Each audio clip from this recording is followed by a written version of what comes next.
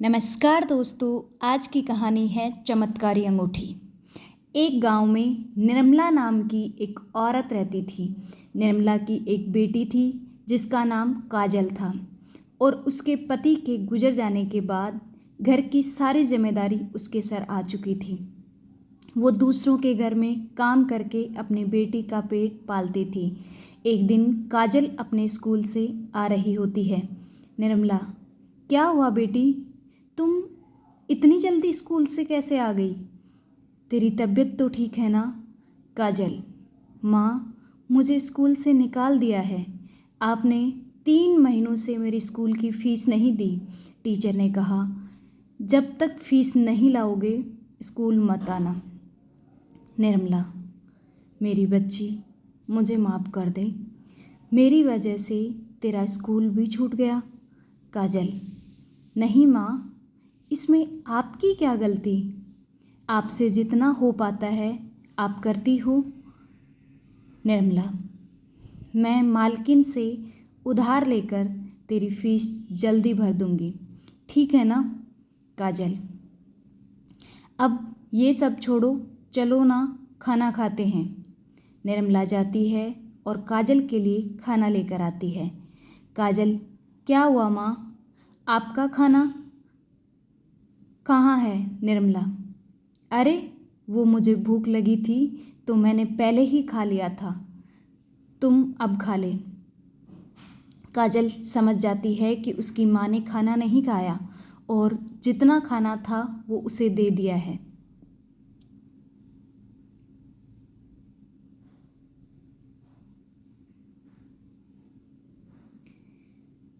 कई दिन गुजर गए लेकिन निर्मला काजल की स्कूल की फ़ीस नहीं भर पाई।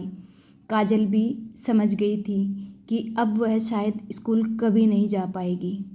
एक दिन, काजल, माँ, तुम काम पर चली जाती हो, मैं यहाँ अकेले रहती हूँ, मैं भी आपके साथ चलूँ? आपकी थोड़ी मदद भी कर लूँगी।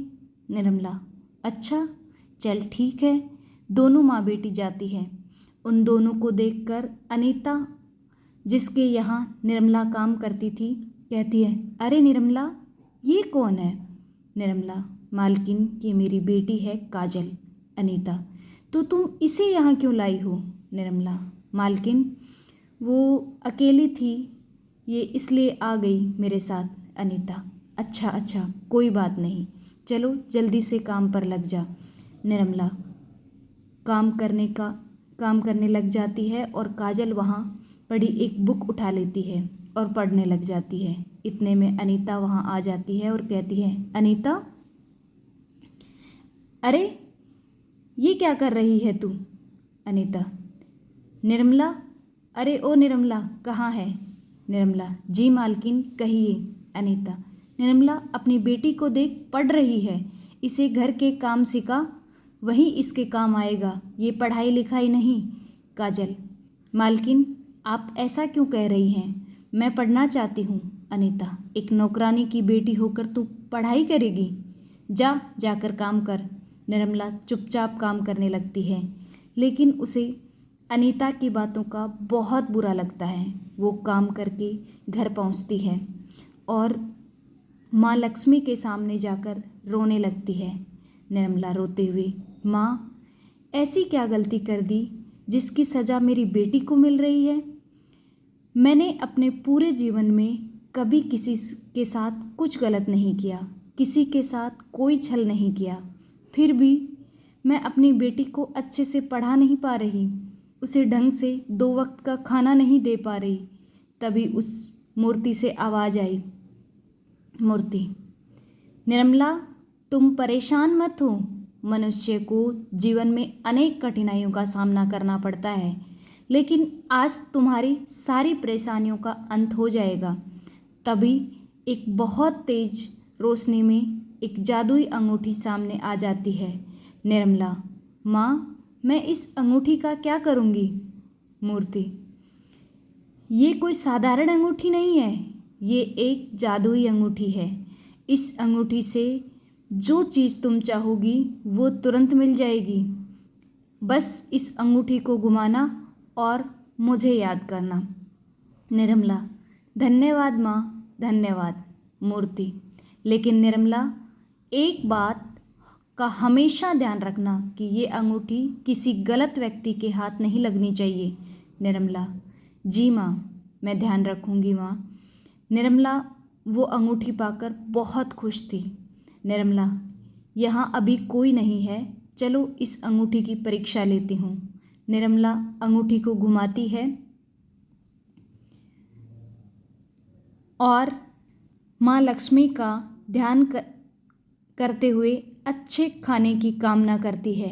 वैसे ही एक टेबल पर लजीज खाना आ जाता है। वो और उसकी बेटी पेट भरकर खाना खाते हैं और चैन की नींद सो जाते हैं।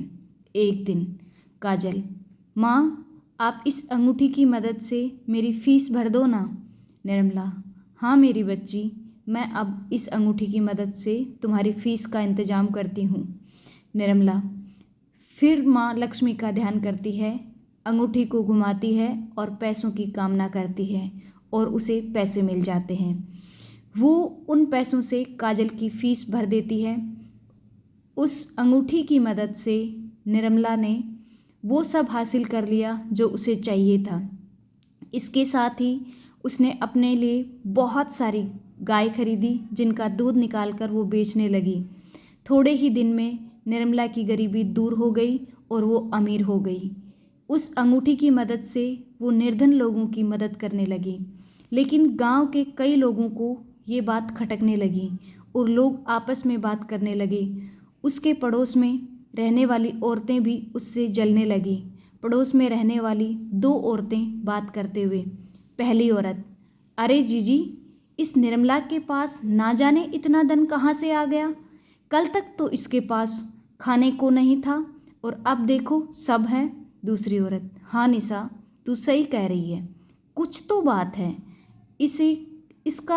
हमें इसका पता लगाना होगा। पहली औरत, हाँ जीजी, सही कह रही हो आप। दोनों देवरानी और जिठानी मिलकर निर्मला के घर की निगरानी करने लगी और एक दिन उन्होंने निर्मला को उस अंगूठी का इस्तेमाल करते देखा। फिर क्या था, एक दिन निशा, पहली औरत जो थी, ने मौका पाकर उस अंगूठी को चुरा लिया। अगले दिन निशा अपनी जेठानी के पास आई। निशा, यह देखो जीजी, मेरे पास क्या है। निशा की जेठानी, अरे निशा, यह तो वही एक अंगूठी है जिसकी वजह से निर्मला इतनी अमीर हो गई है। निशा, हाँ जीजी, यह वही अंगूठी है। निशा की जेठानी, ला मुझे दे। निशा, आपको क्यों दूँ, इसे चुरा कर तो मैं लाई हूँ ना। निशा की जेठानी, लेकिन बड़ी तो मैं हूँ ना। इस घर में जो चीज़ आती है वह सबसे पहले मुझे दी जाती है। और इस बात को लेकर दोनों में लड़ाई हो जाती है और मारपीट भी हो जाती है। लड़ते लड़ते दोनों को काफ़ी चोटें आ जाती है जिसकी वजह से वो बेहोश हो जाती है। इधर निर्मला को अंगूठी नहीं मिल रही थी जिसकी वजह से वह काफ़ी परेशान थी। वह घर के आसपास अंगूठी ढूंढना शुरू कर देती है। तभी उसकी नज़र बेहोश पड़ी निशा पर जाती है। जब निर्मला निशा के पास जाती है तो उसे नज़र आता है कि निशा के साथ साथ उसकी जेठानी भी बेहोश पड़ी है और निशा के हाथ में वही अंगूठी है। लेती है उस अंगूठी को और पास ही नदी में जाकर फेंक देती है। इसके बाद निर्मला अपनी गायों का दूध बाजार में बेचकर अपने परिवार के साथ खुशी खुशी रहने लगती है। कहानी कैसे लगी कमेंट करके ज़रूर बताएं। धन्यवाद।